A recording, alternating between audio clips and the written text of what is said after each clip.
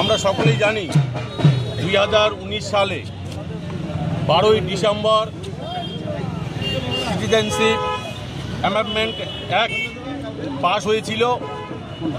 সেই আইন পাস হওয়ার পর আজকে সারা দেশে আমাদের মাননীয় যশস্বী প্রধানমন্ত্রী নরেন্দ্র মোদীজি, গৃহমন্ত্রী অমিত শাহজি আজকে সারা ভারতবর্ষে এই সিএ লাগু করেছেন, অর্থাৎ আজকের থেকে কার্যকর করেছেন।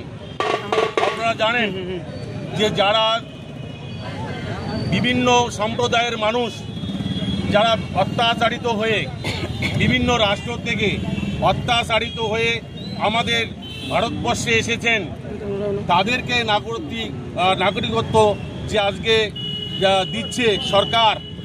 তো আজকে সবচেয়ে আমরা আগে ধন্যবাদ জানাবো মোদিজিকে, অমিত শাহজিকে আমরা ধন্যবাদ জানাবো যে যারা নিপীড়িত অত্যাচারিত মানুষ এতদিন তাদের পরিচয় দিতে পারেনি, একার নাগরিকত্বর পরিচয় দিতে পারেনি, কিন্তু আজকে তারা বুক খুলে তাদের নাগরিকত্ব পরিচয় দিতে পারবে।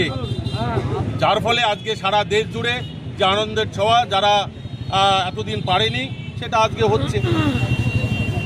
চলো।